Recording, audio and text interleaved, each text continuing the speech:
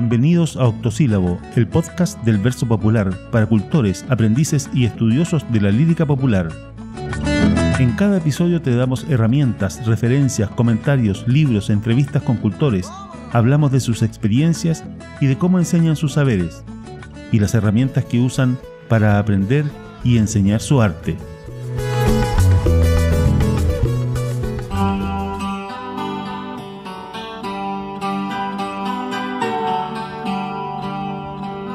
Siendo un hombre citadino, parece que me fui al chancho, yéndome a vivir a un rancho, creyéndome campesino, ay sí, encontrando mi destino como chancho en mis andaba, y un día en que lo pasaba, chancho tomando en un bar, no se me ocurrió comprar una chancha que engordaba, ay sí. Conseguí un camión de escombros para trasladarla en paz, pero la chancha era más pesada que chancho al hombro. Un viejo con mucho asombro observaba mi pelea y ayudando en la tarea con mucha fuerza empujaba, mientras la chancha gritaba como chancha en la batea. Terminamos la osadía, pero al llegar a la rancha miró y prefirió la chancha quedarse en la casa mía. Para el almuerzo pedía chancho en piedra con asado, y cuando hurgando un bocado abrió el refrigerador, yo pensé pa' mi interior, el chancho está mal pelado. Como estaba medio hambriada, comenzó a comerlo todo, e igual que el chancho en el lodo, disfrutaba entusiasmada, ay sí. A causa de esa chanchada, cada vez era más gorda. Después se hizo la sorda cuando la reté con ira, demostrando que es mentira, que chancho limpio no engorda, ay sí. Le aposté en el dominó la propiedad de mi rancho y sacó todos los chanchos con los que me derrotó. Luego un chancho se tiró cuando reclamé mi techo, y aunque me quedé sin techo no armaré ni un zafarrancho, pues la culpa no es del chancho, sino del que da el afrecho. Aquí estamos con Ignacio Nacho Reyes, un payador chileno. Todos dicen que es muy bueno y muy joven. ¿Qué tan bueno y qué tan joven eres, Nacho? Ninguna de las dos demasiado, pero tampoco soy tan viejo ni tan malo. ¿Tú cómo empezaste con esto de los versos? ¿Cómo llegaste a los versos? Llegué a ver a los versos así en general, en abstracto desde chico por la afición de mi papá. Mi papá es medio poeta, pero más recitador, muy amante de la poesía, y tengo recuerdos desde muy chico de él recitando en la sobremesa, como dicen que se usaba antiguamente, pero él recitaba poesía clásica, los del siglo de oro, y mucho más grande ya, encontré el camino de la poesía popular gracias a encuentros fortuitos con personas que fueron abriendo el camino, y en particular con el Bigote Villalobos, payador de la Pincoya, que tuvo la generosidad de abrir las llaves y los secretos de este arte tan bonito. Ahora tú te dedicas al verso, pero también eres luthier y eres multiinstrumentista, y no bastante con eso, también eres profesor de música. Eh, lo tuyo es una cuestión de inspiración artística que abarca todo. ¿Y por qué lado partiste? ¿Por qué lado te decantas? ¿Cuál es tu noción aquí? ¿Por qué es tan integral? Igual son artes todos relacionados. Por ejemplo, yo en el arte plástica soy absolutamente inútil. Entonces, más bien lo que está en torno a la poesía y la música, lo que me ha ido marcando camino, la poesía, como te decía, desde muy chico, y después un poco más grande la música. Y en la poesía popular encontré la unión de ambas. La lutería nace más por necesidad, porque, por ejemplo, yo empecé a tocar rabel, un instrumento bastante extraño y en desuso, pero muy parte de esta tradición. Y en un momento me vi sin rabel para tocar, así que no tuve más que ponerme a fabricar. Un poco antes había hecho algunas cosas, había explorado en la lutería, pero en realidad la lutería fue para suplir una necesidad. En realidad ya no la practico, hice mi rabel, hice un par de cositas más, pero no la desarrollé más. La música, si bien fue la primera parte de este camino, también tomó un segundo plano después de reencontrarme más con la poesía, más con la palabra. Ahora la gracia de la poesía popular, que el arte que cultivo, es que tiene la música y la palabra de la mano indisolublemente. Ahora tú no eres una persona que venga de un de un origen rural, por decirlo de esa forma, ¿no? Y a los que nos interesa la poesía popular, hemos visto que en general los poetas populares vienen del mundo rural. Por lo menos los cultores que llevan muchos años, los cultores antiguos, pero tú no. Tú provienes de un origen urbano. Entonces, suena natural, sale como natural de que te hubieras interesado por otro tipo de expresión artística, pero llegaste al canto popular. Eh, ¿Fue por la influencia del bigote o fue porque hubo algo en ti que te llamó a esta fuente? Bueno, una cosa lleva a la otra. Si yo no hubiera tenido la inquietud tampoco de acercarme, seguramente no hubiera pasado nada. Y bueno, y si hubiera tenido la inquietud y no hubiera conocido el bigote, capaz que tampoco.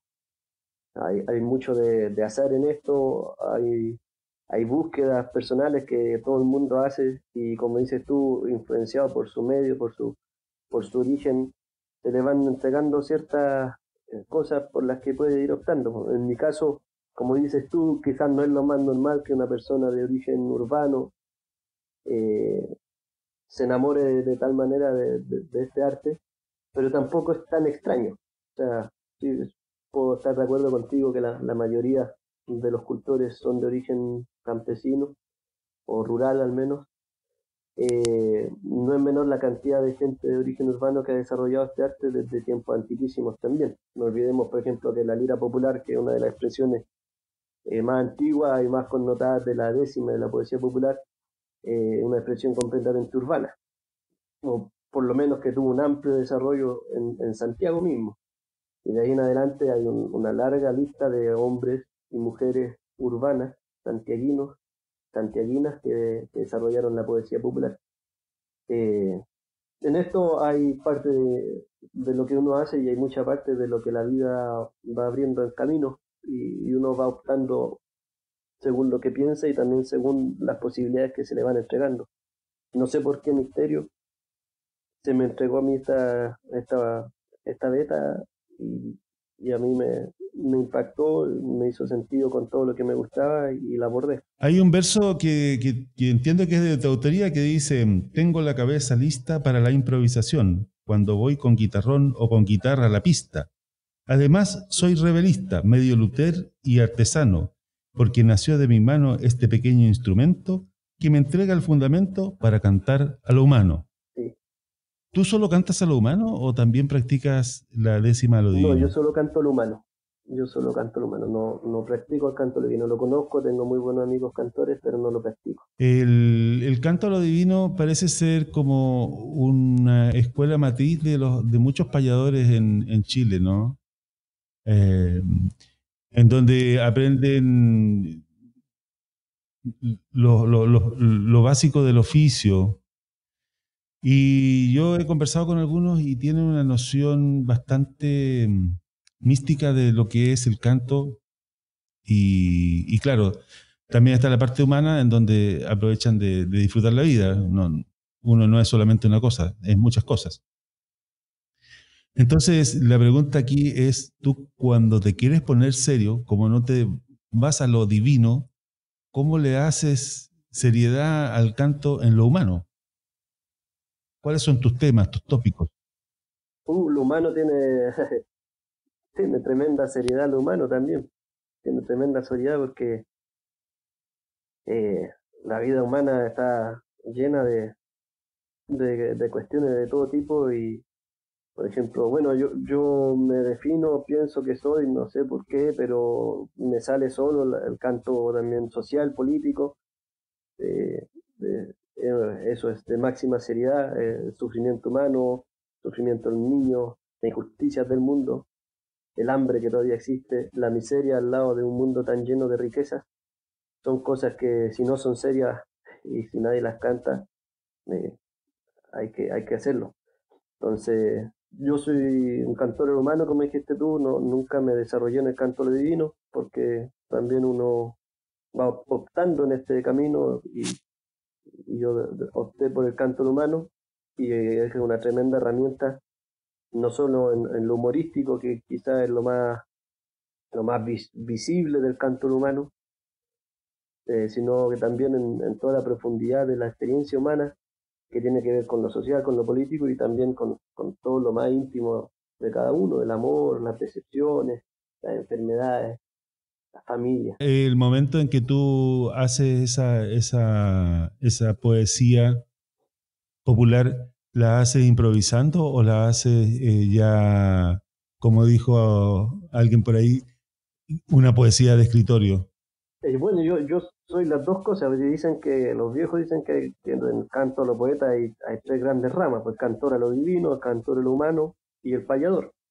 Cantor a lo humano sería que el de escritorio, como dices tú, o sea, es decir, o el poeta popular, quien escribe o memoriza, compone versos de manera más pausada, dándose su tiempo, y el payador que lo improvisa.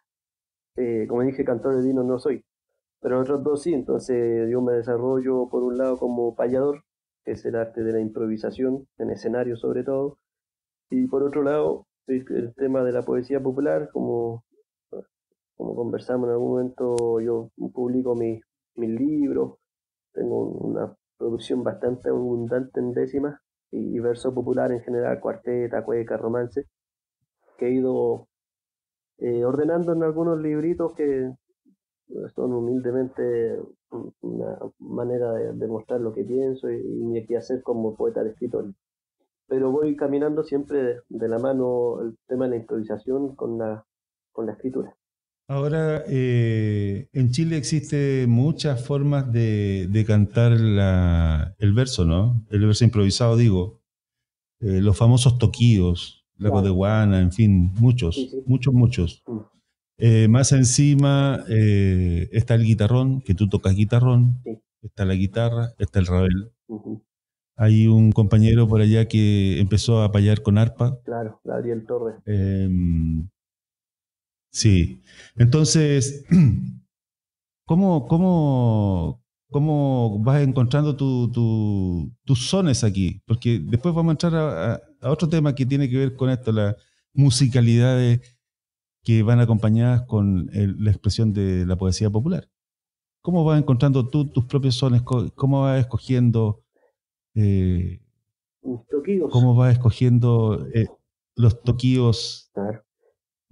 O no sé si has inventado algún toquío tuyo propio. Yo inventé uno solo, pero no lo uso para improvisar, lo utilizo para versos específicos, que es en realidad una variación o una intertextualidad con una canción de Violeta Parra, La Carta.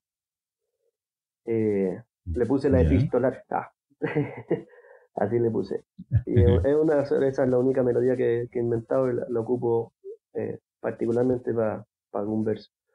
Pero para payar, uno va seleccionando según lo que quiere decir. En mi caso, según el instrumento que toco, porque como decías tú, yo toco guitarrón, toco guitarra respuesta y toco rabel. Entonces, hay melodías, por ejemplo, con el guitarrón uso determinadas melodías, en general la común, la principalina, la trasnochada. Con guitarra respuesta uso la conina o la codeguana. En rabel también uso la codeguana, la violetada, la repetida. Ahí va dependiendo del instrumento y un poco de lo que se quiera expresar. Hay melodías que son más rápidas, más jocosas, otras que son más reflexivas. Entonces uno trata a la hora de improvisar de hacer la elección también según lo que quiera transmitir. Todo eso es después de una gran escuela, como decías tú, que para muchos es el canto a lo divino, porque el canto divino sin duda es una expresión riquísima musicalmente, sobre todo, o sea, aparte de lo textual, de la riqueza devocional que tiene, el cantor divino en general es un hombre muy informado de toquillos, de melodías. En este caso yo hice ese trabajo a mi manera, investigando, conociendo melodías. Uno primero saca muchas melodías y luego pasando el tiempo se va quedando con las que le resultan más cómodas. Para una persona de tu edad, eres un millennial, básicamente. Tú como un millennial, ¿cómo ves que avanza la poesía popular? ¿Cómo cala la poesía popular en tu grupo etario? O sea, la gente de tu edad, ¿cómo recibe esto? ¿Cómo evoluciona, aprende, la gente está interesada en seguir investigando y seguir desarrollando eso? ¿O es una mínima parte la que se interesa por consumir este tipo de producto cultural? Es difícil referirse a lo etario o a mi grupo, siendo que uno nunca va a conocer cómo son las otras épocas de la historia. Pero yo tengo la impresión de que las generaciones no son tan distintas como pareciera.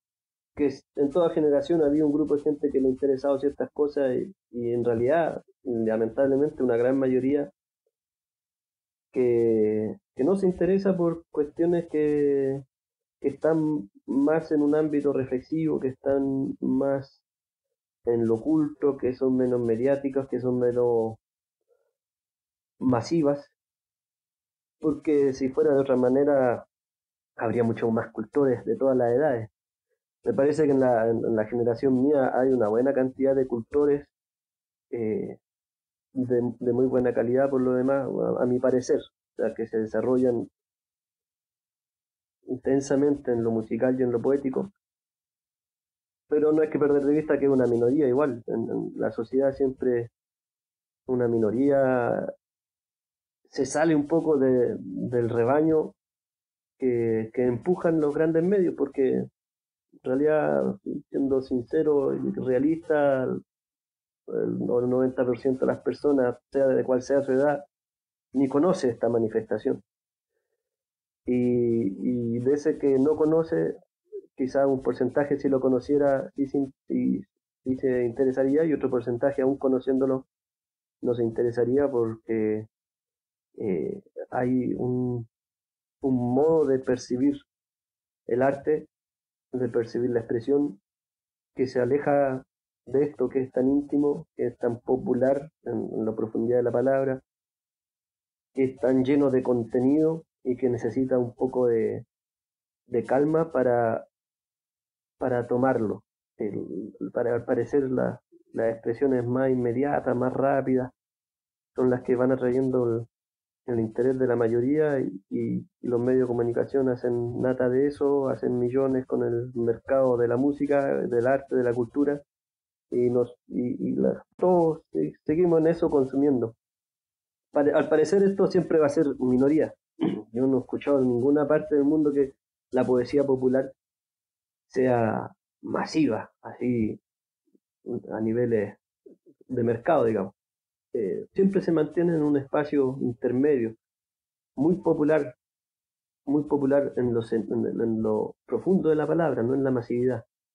Y por eso nunca va a desaparecer tampoco, a menos que pase algo demasiado estrepitoso, pero se mantiene siempre, pero en un nivel más piola. Y eso en mi generación creo que se mantiene incluso en generaciones más jóvenes, porque ya hay generación de gente de 15 años menos que yo, que está payando, que está componiendo versos, que está haciendo poeta popular, y al parecer también cada nueva generación de mejor manera que la anterior, porque van aprendiendo los vicios también y todo de las generaciones anteriores. Bueno, en Colombia los trovadores paisas, los de la trova paisa, sí son un poquito más mediáticos, ¿no? Mm. Ellos han logrado un nivel de identificación con la población en general, de forma que muchos spots de televisión salen haciendo sus famosas trovas paisas para promocionar una cosa o la otra, ¿no? En Panamá parece también tienen mucha visualización en la tele, en Cuba también, pero no llegan a competir con Shakira. O con Maluma. Claro, o sea, está bien, tienen mucha más visibilidad que en Chile, en otras partes, pero a mí me parece que de todas maneras está Shakira, está Maluma encima, está Daddy Yankee, está no sé quién, que esos son los que van pasando cada cierto tiempo y que como que esos son imbatibles. El poder del gran medio de comunicación es tremendo. O sea, también en Perú, por ejemplo, se recupera de a poco, pero o sea, está muy marginado, pero existe. Ahora, ¿cómo se llama? Estábamos conversando de los toquíos de tu generación, ¿no es cierto? Y tú, no sé si todavía perteneces a la 10ª orquesta o no, porque estás lejos de Santiago y la 10ª orquesta funciona por allá. Pero la 10ª orquesta como que hace una suerte de espectáculo con el verso popular y con las formas de expresarlo. ¿Cómo ha sido tu paso por la 10ª orquesta? ¿Sigues ahí? Sí, sí, todavía estamos trabajando con la décima orquesta. Nos presentamos hace como un mes en Melipilla en un festival más o menos grande. Y sí, bueno, de la orquesta también hay una persona que vive en Linares, otro que viaja mucho a Temuco, entonces nos juntamos cada cierto tiempo en Santiago, porque también ya llevamos 8 años de trabajo, entonces hay un acumulado que nos permite tener otro ritmo de trabajo, así que sigue funcionando la décima orquesta, yo sigo trabajando con ellos y ha sido una experiencia bien buena, notable, difícil porque responde, sí, la décima orquesta a una cosa generacional, somos todos más o menos de mi edad y que con lo nuestro venimos un poco a romper lo más tradicional si se quiere, pero con mucho respeto y conociendo perfectamente y trabajando con la tradición y eso también ha hecho que lentamente eh, la gente más tradicional de este mundo vaya aceptando y entendiendo el trabajo de la décima orquesta que no ha estado libre de polémica o de críticas, porque también ha tenido tiene un signo de innovación que a veces en las artes tradicionales cuesta, pero es inevitable también porque por muy tradicional que sea una expresión, si es que está viva, va a evolucionar.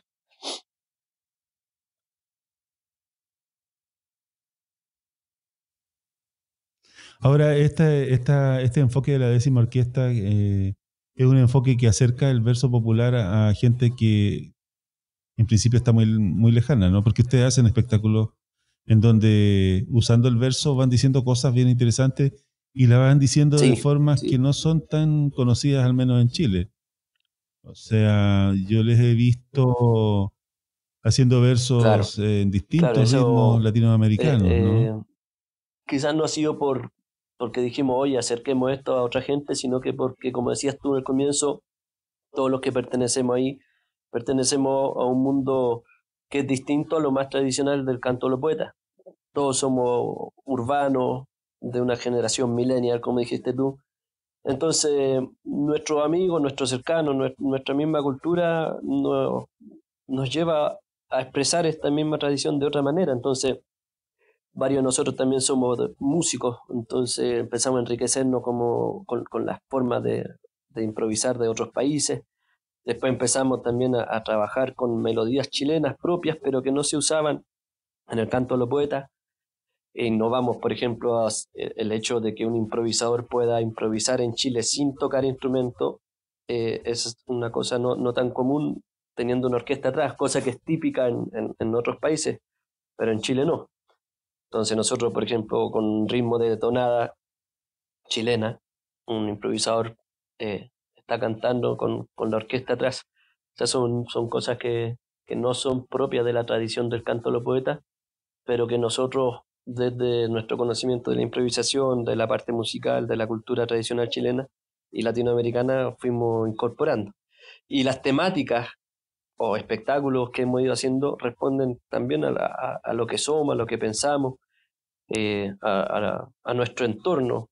Entonces, claro, hay una diferencia grande para quien vea la décima orquesta y quien vea una rueda de canto divino o payadores más antiguos, rurales, tradicionales. Hay una diferencia indudablemente. Nosotros respetamos mucho y hemos aprendido todo lo que sabemos de los que tienen este arte desde tanto tiempo, pero no podemos sino expresarlo a nuestra manera. Sería sino un disfraz. Nosotros no nos disfrazamos de payadores, somos payadores en nuestro contexto.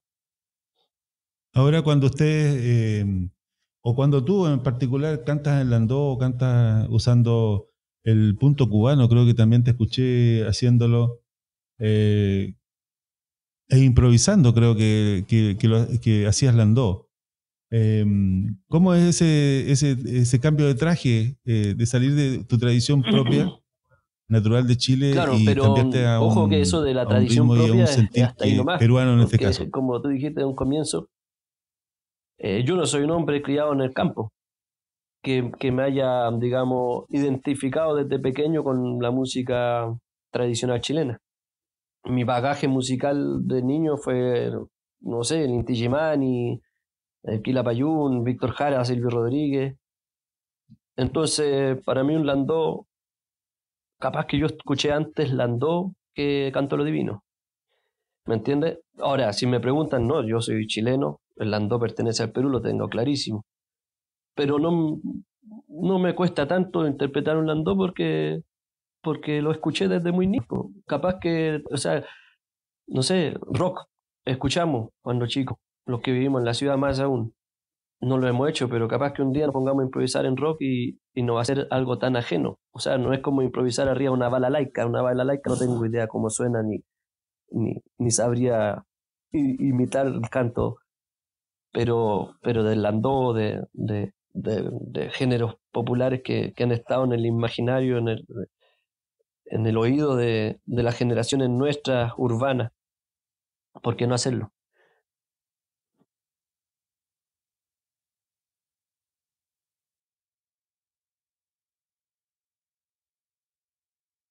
Ahora pasemos a otro aspecto de tu forma de pensar. Mira, me imagino que tú sabes de los versolaris vascos y todo aquello, ¿no? En realidad todo el mundo sabe de esto. Lo interesante de los versolaris es que ellos hace muchos años atrás, pero no tantos, hace unos 40 años atrás, se pusieron un propósito. Y el propósito que se pusieron fue desarrollar el versolarismo dentro del País Vasco y de Navarra. Un plan férreamente seguido por esa asociación de versolaris original, ¿no? Y que lo han hecho y han logrado Claro, expandir el idioma. más que el versolarismo, Claro, una lucha. el lenguaje de Claro. el euskera, ¿no? Que es el propósito final de ellos, el idioma. Es una lucha que tienen por defender el idioma, español, claro. y que a veces yo digo, Claro. es parecida a la lucha que tienen los puertorriqueños por defender el castellano en Puerto Rico, ¿no? Claro. Ahora, eh, ¿hay alguna posibilidad o alguna forma de ver al canto popular en Chile en una situación tal que sea Yo creo que necesario sí, de salir a todas maneras. defenderlo De como lo todas hacen maneras, estos o sea, versolaris el idioma, o como lo Puerto Rico hacen está los en una del situación 6 crítica por puertorriqueño? su condición, por su cercanía también con Estados Unidos, pero es un drama, pienso yo, latinoamericano, que, que nos estamos poniendo anglo a paso agigantado. El castellano en realidad, se, se está, se está pauperizando con un montón de cosas. Hace un tiempo, me acordé ahora de una cosa, hubo un proyecto de eliminar la ñes, que es una letra propia del idioma nuestro, y hubo un poeta acá, Camilo Rojas, que hizo un verso espectacular en defensa de la ñ, esta tía nuestra cultura. Entonces, si bien yo soy, sí, como no me hace problema cantar en landó, soy profundamente antiimperialista yo. Entonces, pienso, pienso que estos cantos, que nuestro idioma, es una manera también de ser soberano, de defender nuestra historia, porque una cosa es la historia mía como persona, como ser humano particular, pero otra cosa es nuestra historia colectiva, y eso no se puede desconocer, no se puede borrar de un momento a otro. La música que viene por la radio es o en inglés o ahora cada vez más los que cantan en español van metiendo cosas en inglés y la gente ya está hablando medio en inglés. O el otro extremo, o la otra variación de este caso son los niños que cada vez más hablan y transmitiéndole a los padres en el español ese de Peppa Pig, y que resulta que ahora los plátanos son bananas y los volantines son cometas. Nosotros, claro, entonces, para mí el lenguaje es una lucha de reivindicación de lo que somos como Cometas, comunidad, sí. como historia, como pasado. Eh, yo no estoy lejos de ser nacionalista, pero sí creo en la soberanía del ser humano, de su colectivo, la defensa de los intereses propios. Entonces, en este momento el idioma también tiene que ser defendido los versolarios, como dices tú, o los de Puerto Rico están en una condición crítica, o sea, si no, si no lo hacen, capaz que de verdad pierdan su idioma. Nosotros todavía no tanto, pero es siempre un tema ese de defender lo que somos y como trabajamos con la palabra, defendemos nuestra palabra.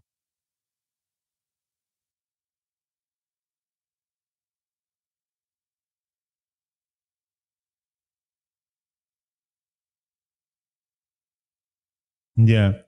Ahora, afortunadamente, lo que yo puedo apreciar desde tan lejos que estoy de allá es de que Chile no está en una situación tan delicada con respecto al verso como puede ser el Perú o como puede ser el caso de Ecuador, que el verso está en una situación súper crítica, ¿no? Como un producto cultural que cada día se consume menos. Yo uso estas palabras porque son muy duras y son muy claras. O sea, es lo que realmente está ocurriendo, ¿no? Ahora, ¿cómo se levanta eso? Realmente no lo sé. Y yo no sé si esta parte irá a salir en la entrevista. Creo que la voy a tener que editar porque ya es una plática, es una conversación entre tú y yo. A mí, la verdad de las cosas es que me preocupa mucho el caso de Ecuador. Yo vivo acá en Ecuador hace muchos años, hace 25 años. Entonces, la idea es poder, ¿cómo se llama? Reflotar la poesía popular ecuatoriana. Y en eso estoy yo y están otros amigos, otros compañeros ecuatorianos, ¿no? Eh, Sí, Así es igual que está bien es una pequeño el lucha. Yo no sé círculo cómo lo hicieron los de peruanos. Me encantaría improvisadores, saber sobre todo cómo peruanos, porque recuperaron de sumistas me parece su que es poesía un poco popular más ellos, cómo la han ido en Perú, haciendo, ¿no? pero los improvisadores Es, son un núcleo muy chico que están renaciendo.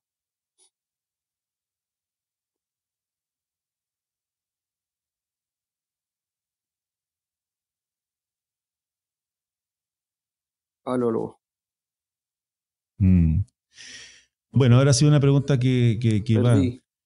Mira, Ignacio, yo he escuchado desde aquí, desde este rincón del mapa, de que existen talleres para aprender a hacer versos. Es más, que existen verdaderas escuelas de hacer versos. Una muy famosa es la escuela cubana, ¿no?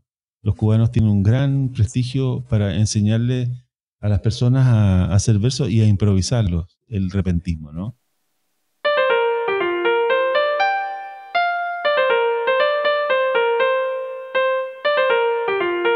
Los hay bisílabos, trisílabos, tetrasílabos, pentasílabos, hexasílabos, heptasílabos.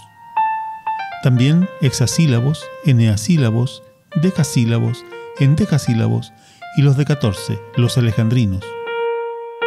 Hay uno que se llama versículo, que es el verso libre, largo o corto como se quiera. En el arte menor, el del pueblo, usamos las quintillas, las sectillas, los alejandrinos y más comúnmente los de 8 sílabas, el octosílabo.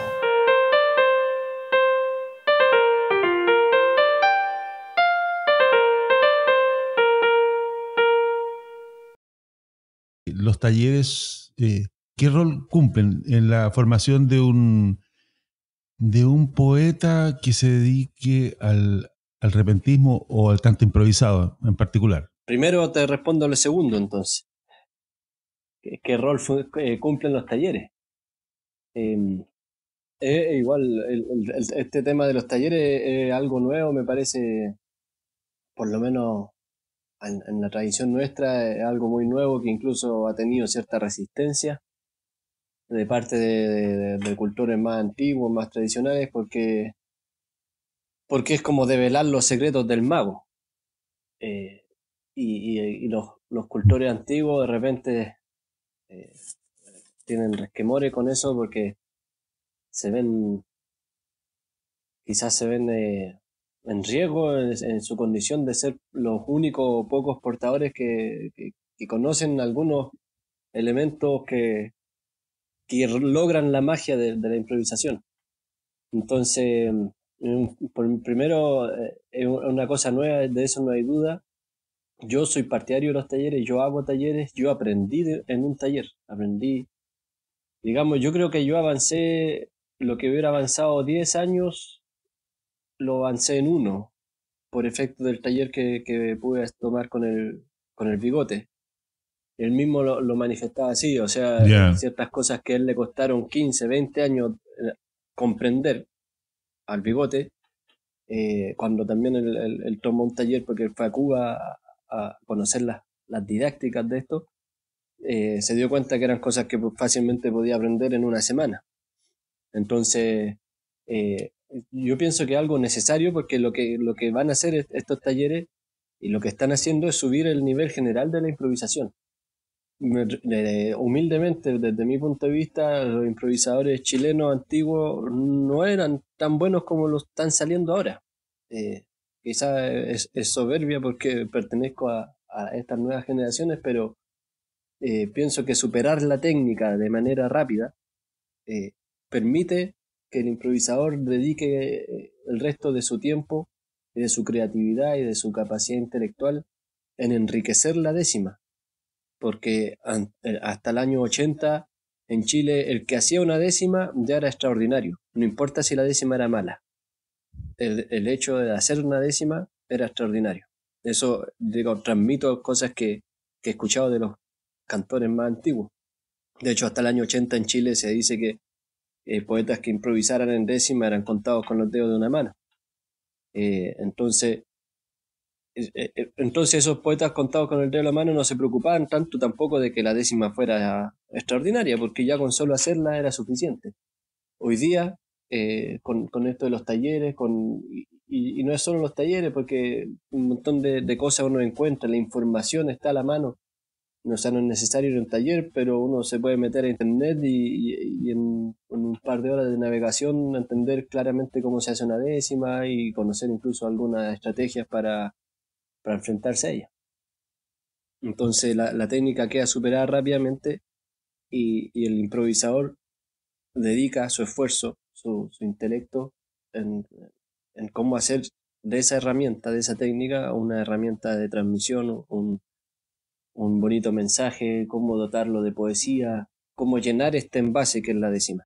Me imagino de que hay distintas estrategias para poder aprender la parte técnica, como le llamas tú, de la improvisación de la décima en particular o de otras estrofas.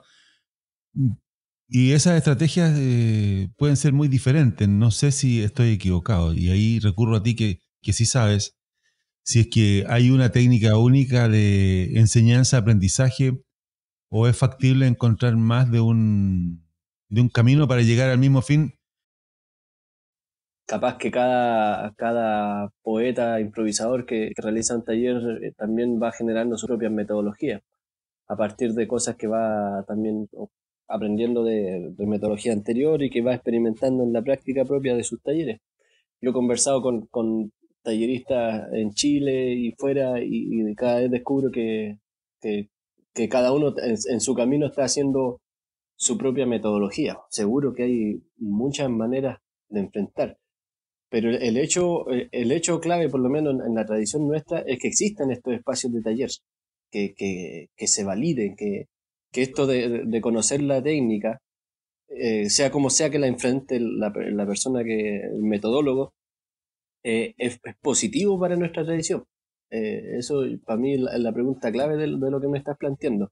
Después, yo no soy un metodólogo de la décima, eso ya sería demasiado, yo apenas estoy empezando este camino, pero desde que partí haciendo décima, improvisando, consideré también los talleres como buenos espacios de desarrollo del mismo decimista que está impartiendo el taller. Es decir, yo cuando hago talleres, la primera motivación para hacer un taller es mi propia formación. Yo cuando hago un taller siento que crezco mucho. Entonces, por ahí también me obligo a leer, a buscar estrategias, como dices tú, que hay distintas. Entonces uno lee por aquí cómo lo hace tal, cómo lo hace este otro, y va escogiendo lo que a uno le hace más sentido, lo que piensa que también a las personas con las que está trabajando le puede servir más. Porque hay una crítica que se le hace a la formación que se da en Cuba, ¿no? En particular sobre este asunto.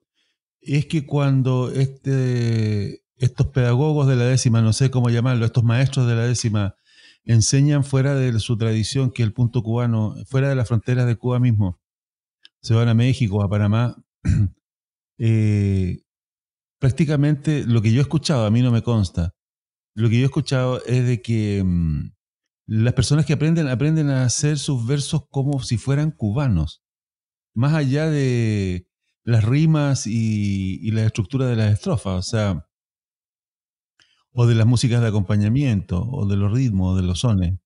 Entonces yo no sé si eso es, no sé si es,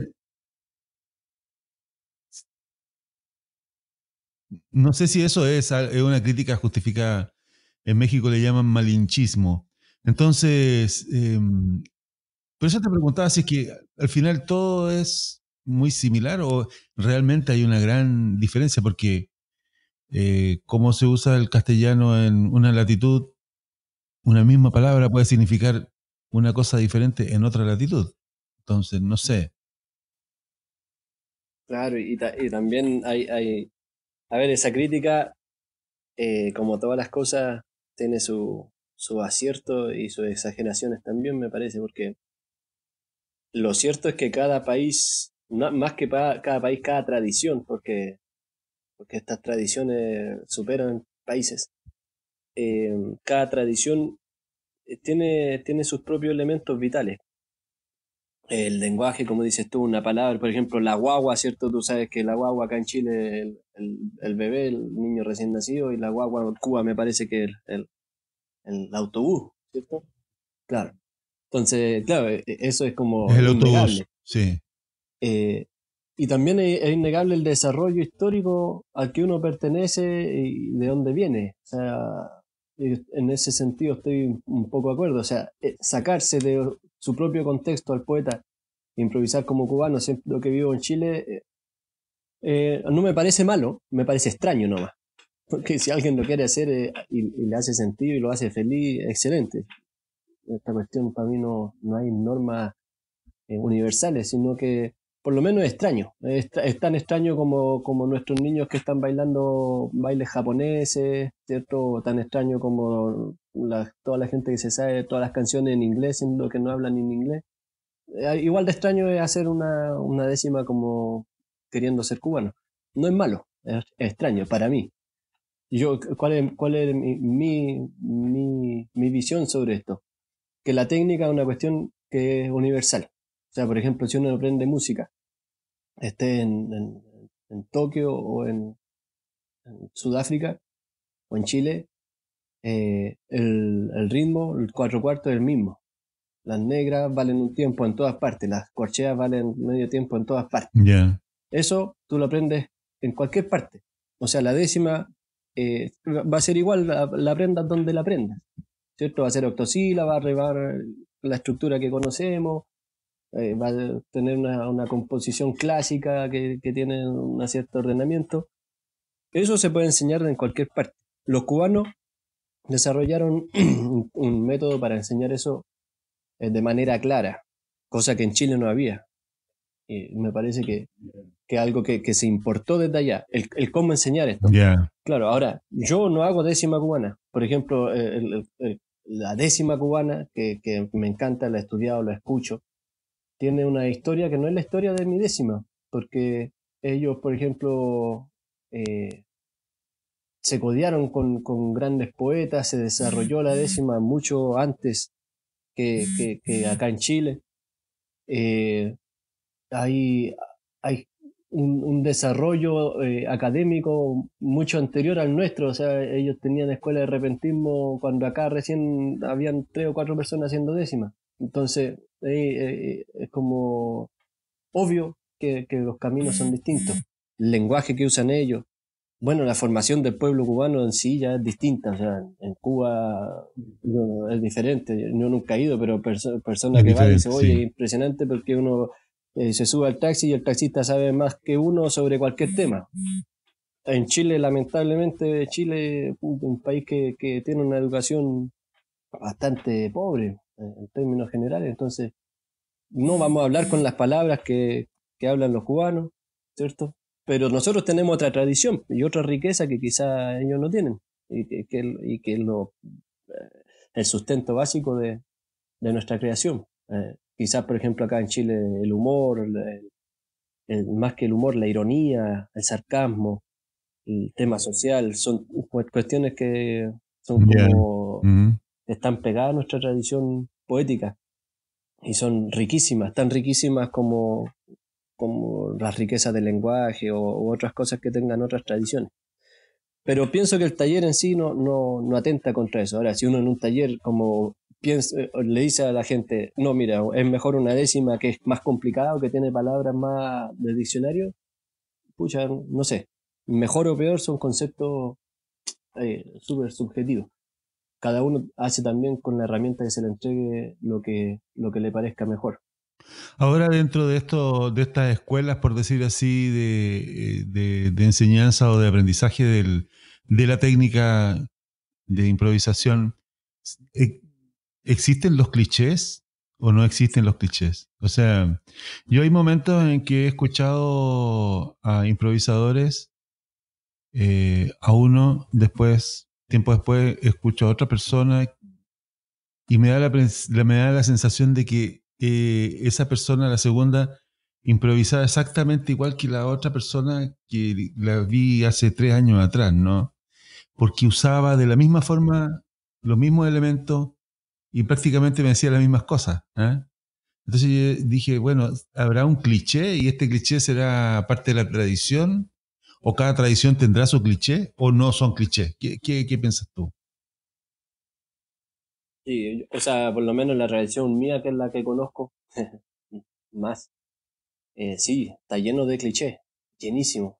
Creo que los improvisadores chilenos cargamos con una mochila muy grande de frases hechas, de conceptos dibujados y a los que uno recurre permanentemente, sin quererlo.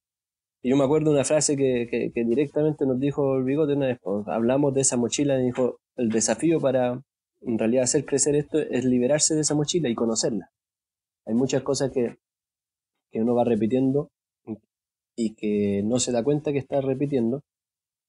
Y el primer paso para avanzar en eso es descubrir esos clichés.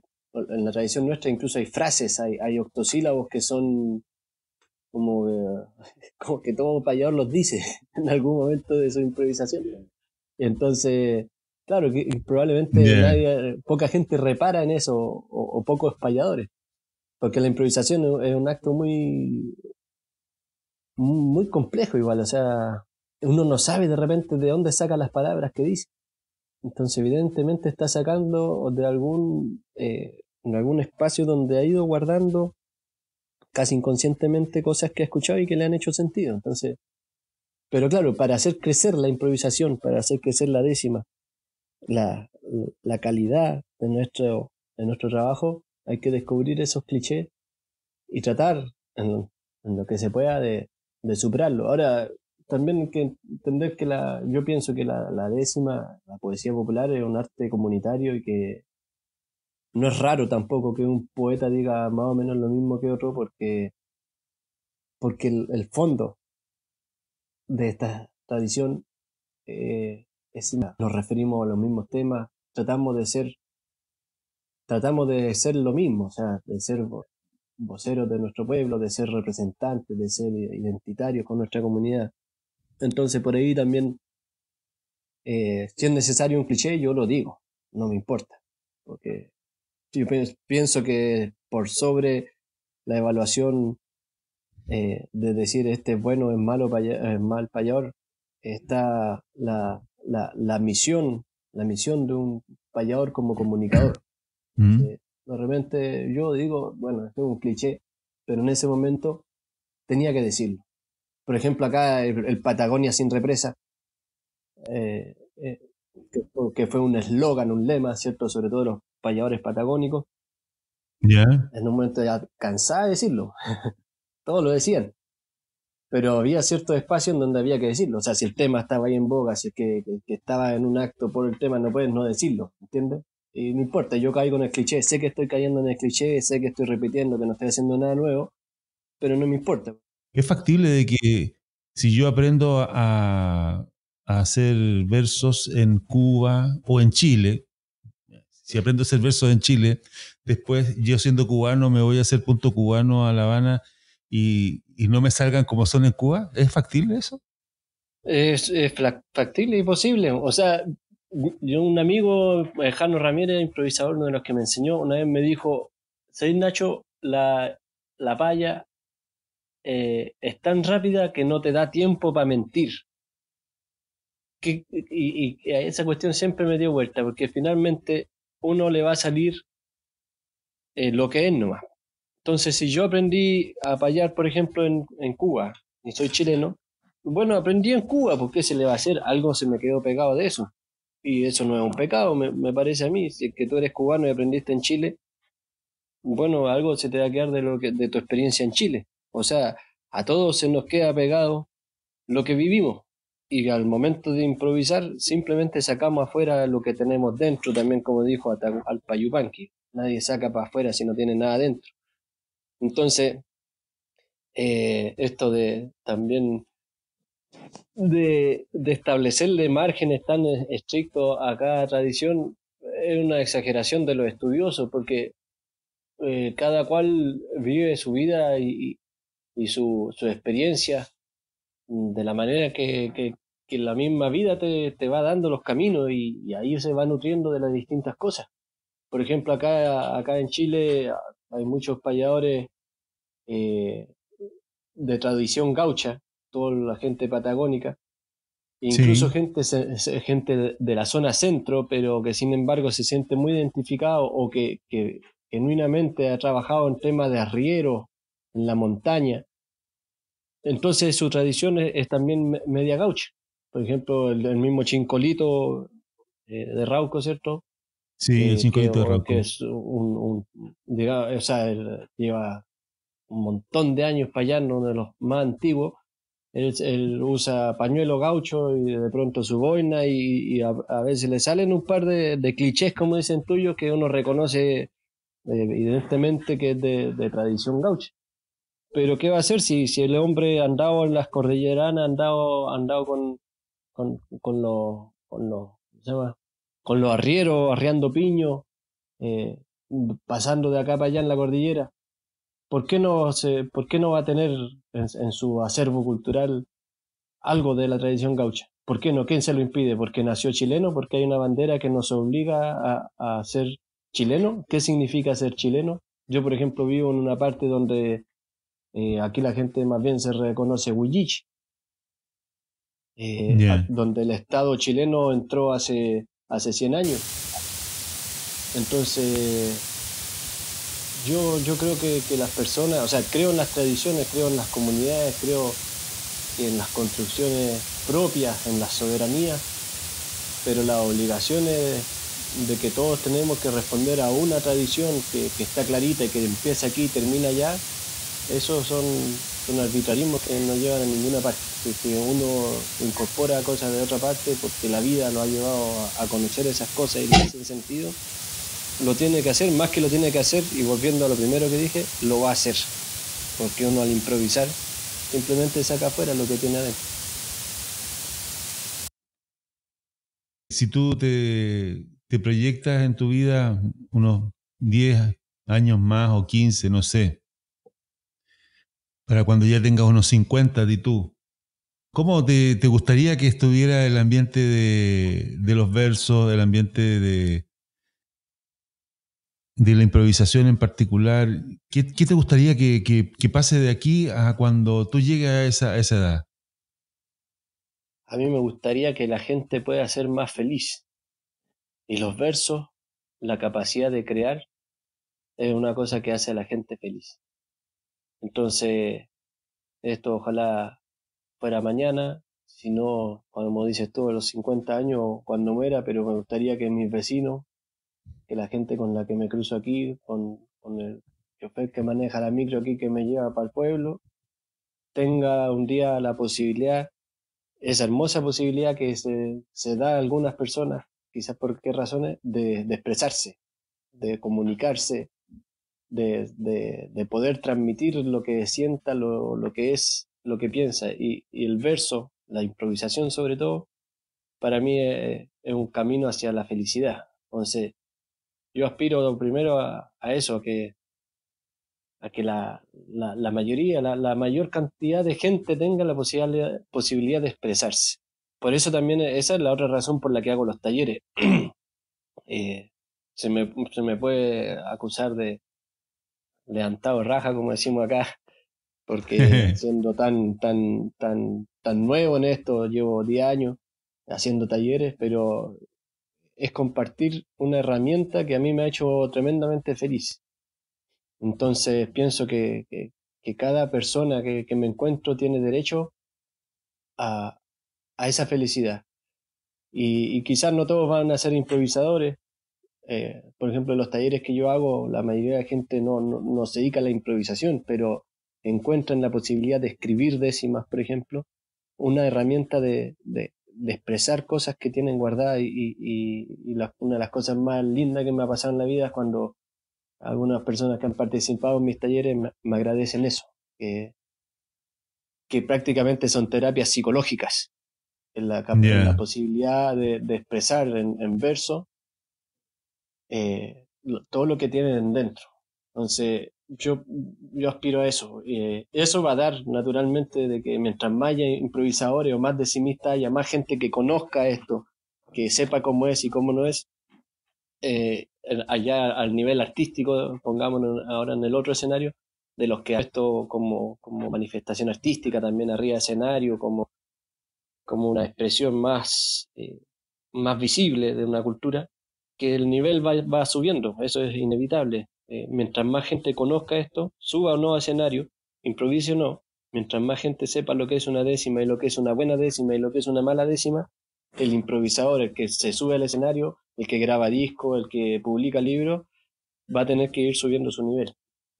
Así que yo aspiro, volviendo a la pregunta, que a los 50 años haya más gente que conozca todo esto y que eso empuje a que el nivel general de nuestra improvisación y de nuestra décima sea cada vez mejor. Ya. Mira, estamos ya casi terminando el coso, el episodio, y hay dos clichés, hay dos preguntas que son clichés de este programa, ¿no? Que son parte de la búsqueda. Bueno, ya conversamos de que, ¿cómo se llama? De que se puede aprender a hacer versos, se puede aprender a improvisarlos inclusive, hay talleres, tú mismo dictas talleres, ¿no es cierto? Entonces, hay una pregunta aquí que va más allá de la mera técnica, ¿no? Y la pregunta es así, un improvisador del verso, del canto a lo poeta en Chile o del repentismo, como le quieras llamar, del trovo, no sé,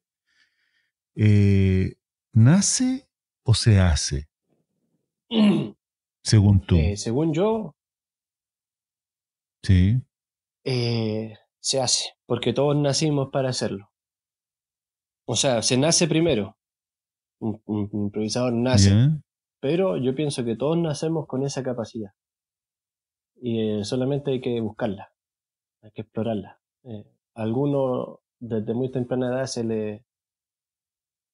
le aborta esa capacidad por distintas razones. O sea, pienso que y se hace, pero la diferencia es que para mí todas las personas que nacen en este mundo, a menos que tengan incapacidades físicas severas, nacen para ser payadores, o para ser improvisadores, para expresar sus pensamientos de manera musical rítmica. Después ya viene la parte difícil. La parte difícil es hacerse. Esa es Ya. eso es lo que pienso yo. Lo difícil es hacerse, transformar esa capacidad que uno trae en realidad. Eso es hacerse.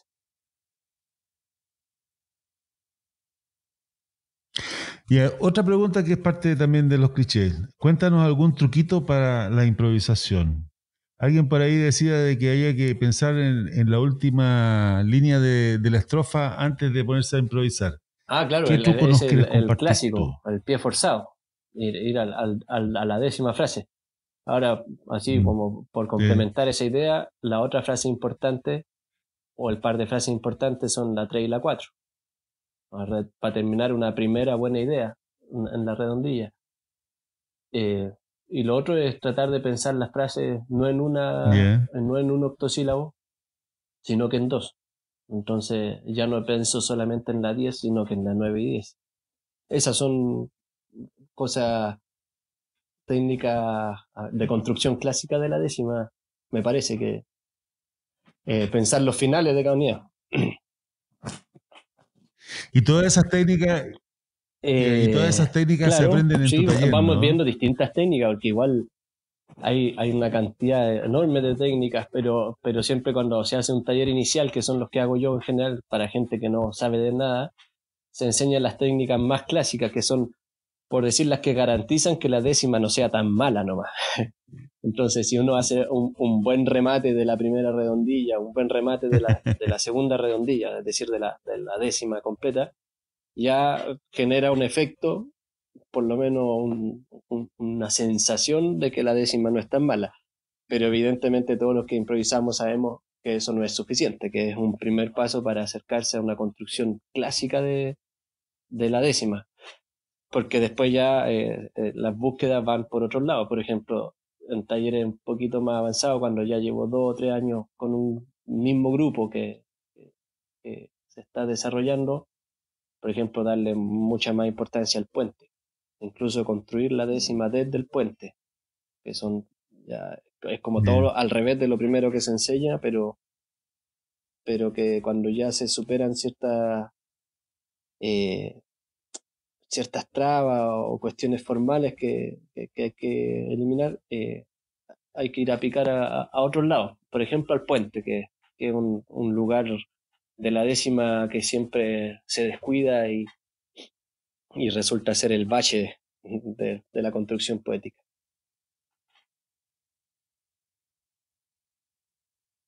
Ya.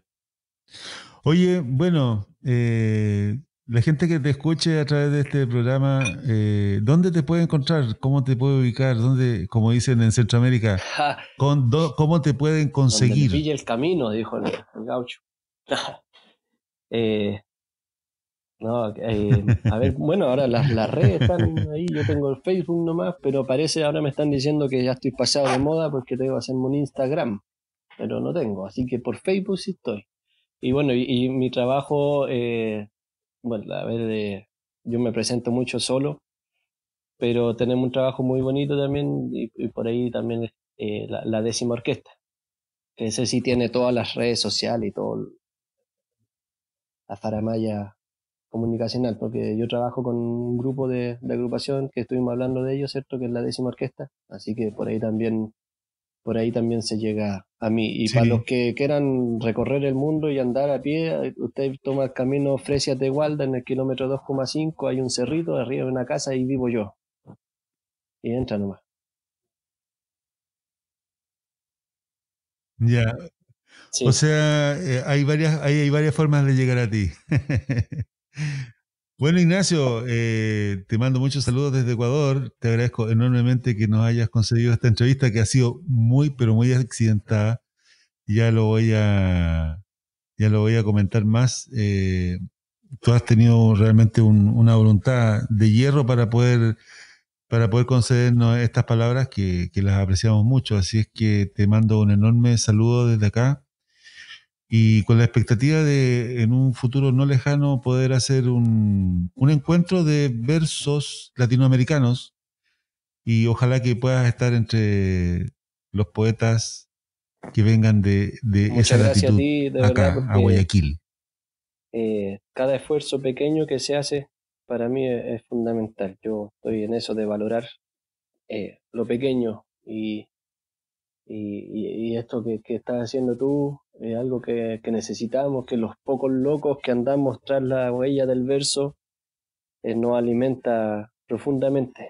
Así que te agradezco sentir que estamos vivos, que somos no tan pocos como parecemos y que tenemos que tendernos la mano uno a otro. Así que de verdad, para lo que necesiten, aquí estaremos.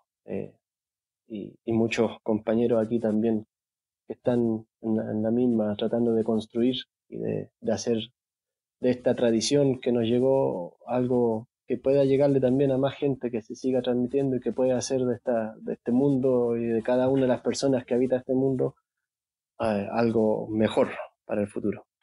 Bueno amigos, ese fue Ignacio Nacho Reyes, el mejor y más joven payador de Chile. Un aplauso para él. Sería mucho, sería mucho.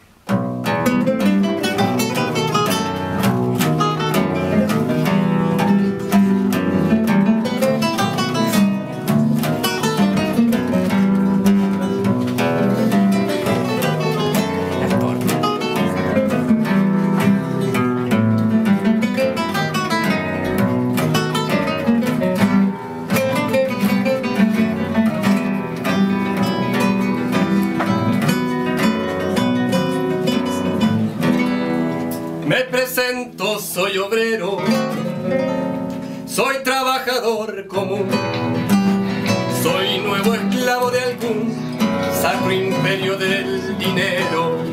Y si en algo soy certero, es en mi diaria proeza de crear toda riqueza que va alimentando al mundo, entregando el más fecundo pan sobre todas las mesas.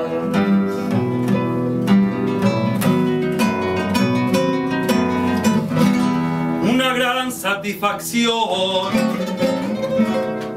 el estar aquí, pues hombre, porque me tienen por nombre empresario bonachón. Soy ejemplo de gestión para los emprendedores. Todos mis trabajadores están muy acomodados porque todos mis empleados son mis colaboradores.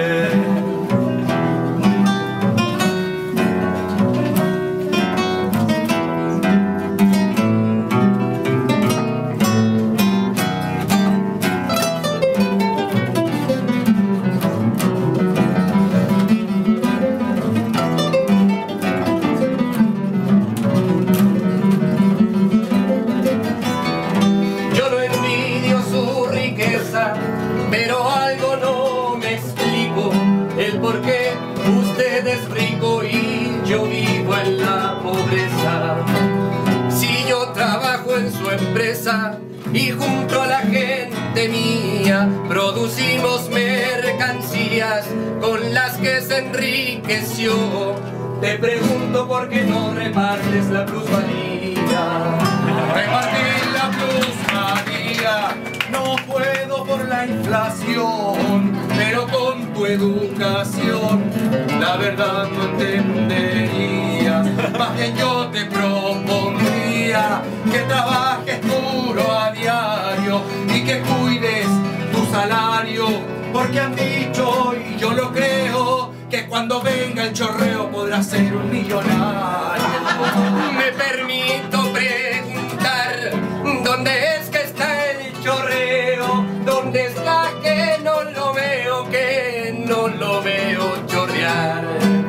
Si no me pude dudar, y esto es cuestión muy seria, fue por ir chico a la feria, pa' mi familia ayudar y tratar de así paliar nuestra vida en la miseria. De verdad que lo lamento, mi ayuda he de ofrecer. Esta tarjeta va a ser a sus hijos más contentos. Acepte mi gesto atento, que no doy todas las veces, solo pido en intereses de este gesto solidario un descuento en su salario por más de 200 meses. Su gesto de altanería lo rechazo en modo brusco, porque yo soy quien produzco lo que usted me prestaría. Creo que ha llegado el día de decir lo que usted hace. He escuchado yo una frase, que la fuerza está en la unión, así que con decisión lucharé junto a mi clase. Tenga más cuidado en esto, le estoy sintiendo insolente. Le recuerdo, afuera hay gente que está esperando su puesto. Su tonito tan funesto lo corto en un santiamén. Te recuerdo a ti también, y muy firme lo sostengo, que aquí yo soy el que tengo por el mano este sartén. Yo ya no doy pie atrás, y también le recordamos que si a la huelga nos vamos, usted ya no gana más.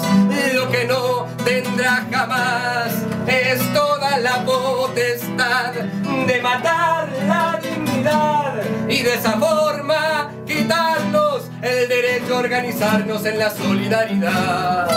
Si en eso del sindicato su roto insolente insiste, le recuerdo, ya no resiste y ya no tendré más recato. no aguanto su desacato. Recuerde, soy su patrón. He roto mi sumisión, defiendo mi dignidad y grito con claridad: ¡viva la revolución!